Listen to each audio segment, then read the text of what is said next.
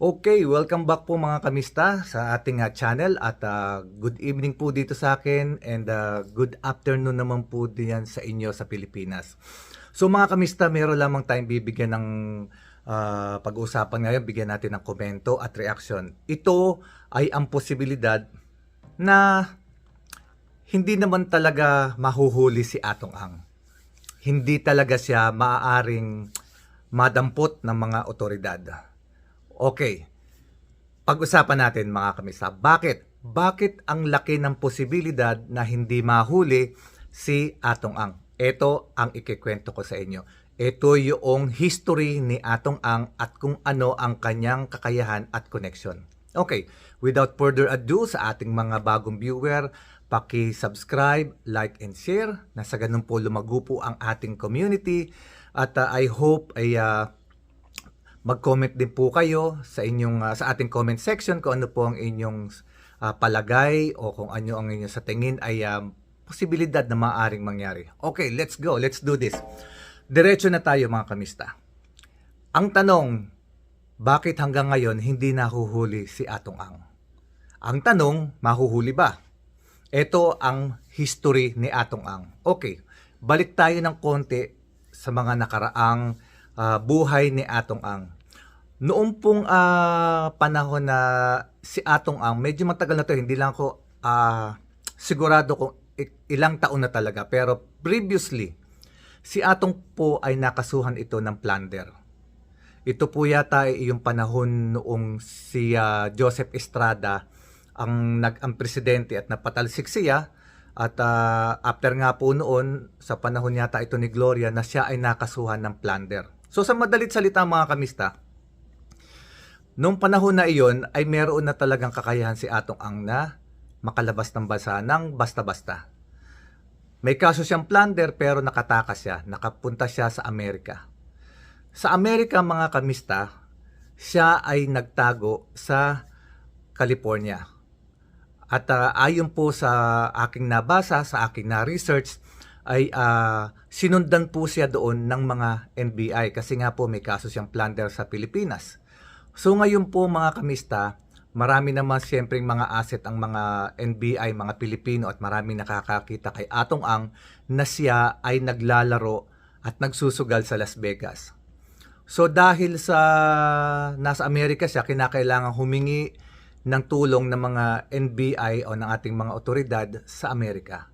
So ang nangyari, humingi po ng assistance ang mga NBI natin sa Amerika at sila ay nakakuha ng extradition at hinuli po si Atong Ang ng FBI. Nadampot po yan mismo sa Las Vegas. So ngayon, ang nangyari mga kamista ay ganito.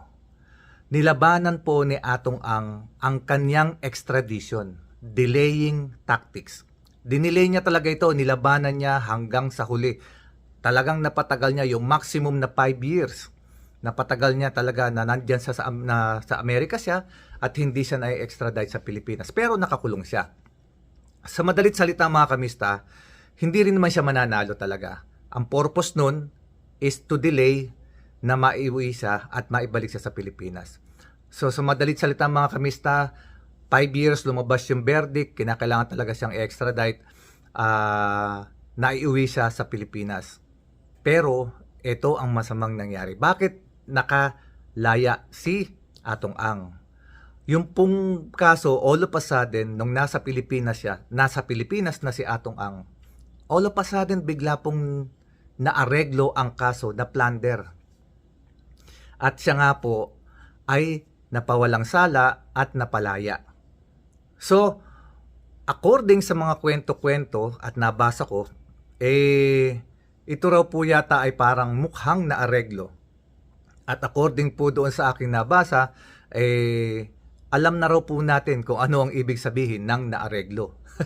So, diretso tayo ngayon sa panahon na ito. So, lumakad ang panahon, nagkaroon ng panibagong koneksyon si Atong Ang, at ito ay lumago muli noong panahon na naupo si President Duterte dahil si Digong ay inappoint po si si Atong Ang na humawak ng sugal. Ito nga po yung Sabong. Si Atong Ang at ang kanyang grupo, ang kanyang kumpanya ay nagtayo ng isabong sa Pilipinas nung panahon na naupo si President Rodrigo Duterte. At ayon din po siyempre sa mga balibalita, sa mga report, ang isabong ay kumikita ng 1 billion or mahigit 1 billion pesos every day. Nahinto lamang ang isabong bago maupo si PBBM. Pinahinto ito ni dating Presidente Duterte bago maupo si BBM dahil hindi niya alam kung sino talaga ang hahawak.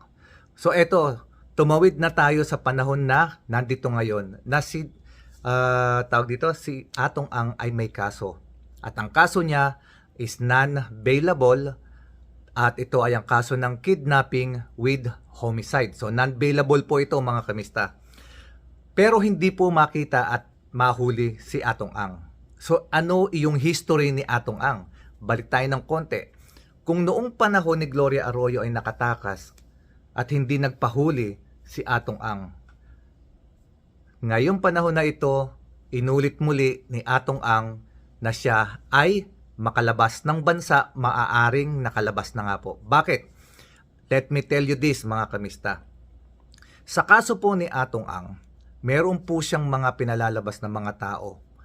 Way back pa, noong kasagsagan po ng investigation ng Senate na pinamumunuan ni Senator Ronald Bato, ay meron siyang mga testigo na tauhan ni Atong Ang na pinalabas niya ng bansa ng ganito po, mga kapatid po ng whistleblower na si Julie Patidongan o si alias Totoy. Ito po yung nagsumbong sa mga kay Ombudsman Remulla kung ano ang mga nalalaman ni Atong Ang sa mga patayan at nawawalang mga sabongero. So ganito po mga kamista, kaya ko sinasabi na madaling makalabas si Atong Ang. Si Atong Ang po ay nagpapalabas ng mga tao palabas ng bansa ng mga walang record sa immigration.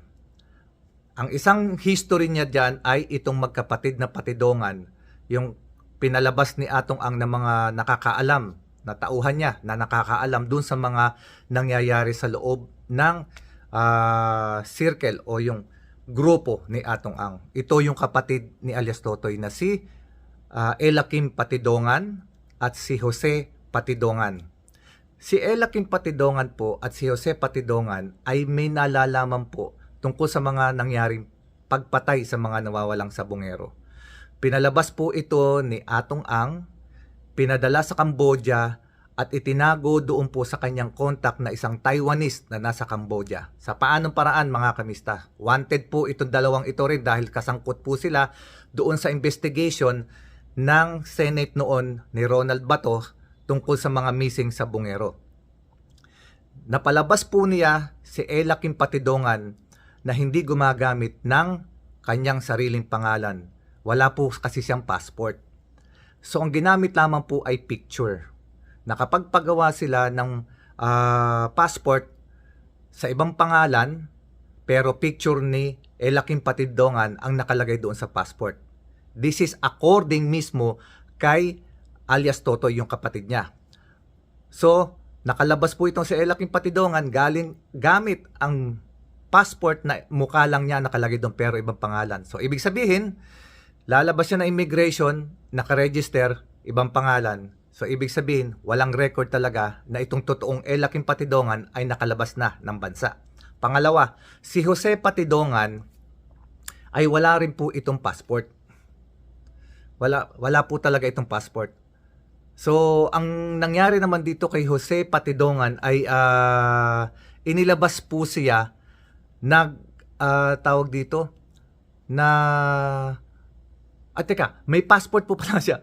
May passport siya pero wala pong record sa immigration. Lumipad lamang po siya papuntang Cambodia nang walang record sa immigration. Dumaan din po siya sa immigration pero walang tatak at pinalabas siya ng walang record. So mga kamista, maraming contact si Atong Ang kahit sa immigration at kahit sa Department of Foreign Affairs. Imagine nakapagpagawa siya ng ID o passport na picture lang ay pinrovide. Yung isa naman sa immigration, si Jose Patidongan, may passport pero lumabas ng ibang bansa pero walang record mismo sa immigration na siya ay lumabas papuntang Cambodia. This is all according to sa kwento ni alias Totoy, na kapatid nitong dalawang ito, yung whistleblower mismo sa missing Sabongero. Ang isa pang teorya kung bakit maaaring nakalabas na talaga si Atong Ang ay backdoor. Kaya nga po, may kasabihan sa Maynila, bahala na si Eddie. Eddie, itanong nyo kay Alice Guo at doon sa kila Harry Roque kung saan sila dumaan. That is all backdoor. Napakaluwag po ng ating backdoor para makalabas ng bansa. So mga kamista, ito yung isang teorya na wala na talaga si Atong Ang sa Pilipinas.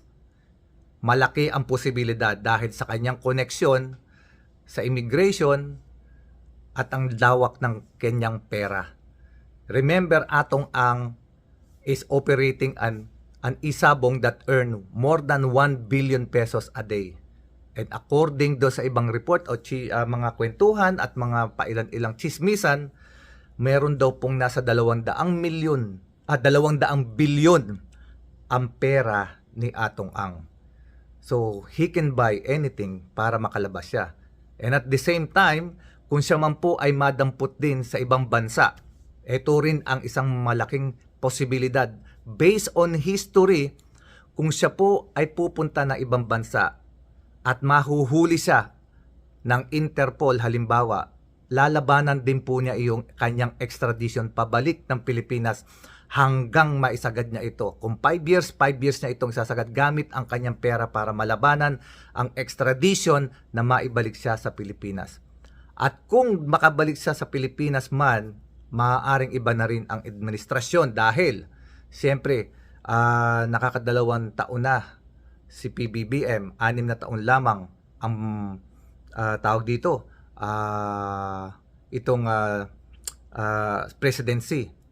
So kung magagawa ni Atong Ang na ma-delay ang kanyang extradition kung siya ay mahuli sa ibang bansa, malaki ang posibilidad na pagbalik niya sa Pilipinas, maaaring maaregla na naman dahil bago na naman ang administrasyon. Iyan ang malaking problema natin mga kamista. Pag nagbabago-bago ng administration, nagkakaroon ng panibagong mga connection, siyempre, gamit na rin yung kanilang mga koneksyon at pera, nagkakaroon ng malaking epekto. So based on history, maaari at malaki ang posibilidad na magawang muli ni Atong Ang makatakas sa kanya nagawang kaso at maareglong muli. Dahil po, ito ay dahil na rin sa nagawa na niya ito dati pa. At ngayon nga po ay mas marami pa siyang pera. So I hope manaig talaga ang batas na hindi nananaig sana ang pera dahil parang ang mangyayari kung magkaganon ay naging sarswela lang uli ito. Nanood lang tayo ng isang circus mga kamista. Na ang kinalabasan ay ano lang man pala, sarswela, palabas lang ang nangyari dahil kaya ni Atong Ang pala na paikutin ang sistema. So I hope na yung ating mga nasa gobyerno at talagang willing na tapusin ang kasong ito, we wish them good luck and at the same time we wish them yung kanilang safety at magawa nawa nila ng tama ang kanilang mga trabaho at maisilbi ang tamang katarungan para sa mga nawawalang sabongero or missing sabongero. At sana this time, dahil ang kaso naman ni Atong Ang talaga is tawag dito, non-bailable, siya ay mahuli. At sana nga ay nasa Pilipinas pa siya at mahuli na siya. At pag nangyari yon, malaki na ang posibilidad na siya ay hindi na makalaya dahil pag natuluyan si Atong Ang, non-bailable po yan, masisira na ang lahat ng kanyang koneksyon sa panahong ito. At parang ano na rin admittance of guilt mga kamista.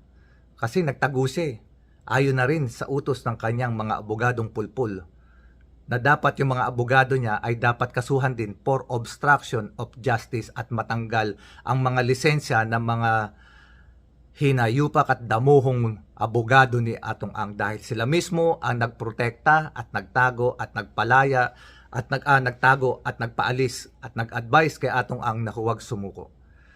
Justice must be served sa mga katulad na yan. Dapat ang mga katulad nilang abogado ay mabigyan din ng leksyon.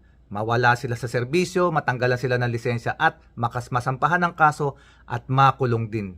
So mga kamista, hanggang dito na lamang. I hope may natutunan kayo, may naintindihan ninyo yung aking mga in-explain.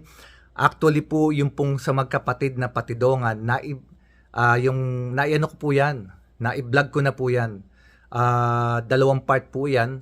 At kung gusto po ninyo panoorin kung ano po yung nangyari, kung paano sila pumunta sa Cambodia at kung paano sila naibalik sa Pilipinas, ay ando doon po lahat ng information. Ilalagay ko po sa description yung link. I-click na lamang po ninyo at panoorin po ninyo kung ano po ang nangyari doon at kung bakit sila ang talagang na magpapabagsak kay Atong Ang dahil sila po talaga ang mas maraming nalalaman sa mga missing sa Bungero na nakalink kay Atong Ang.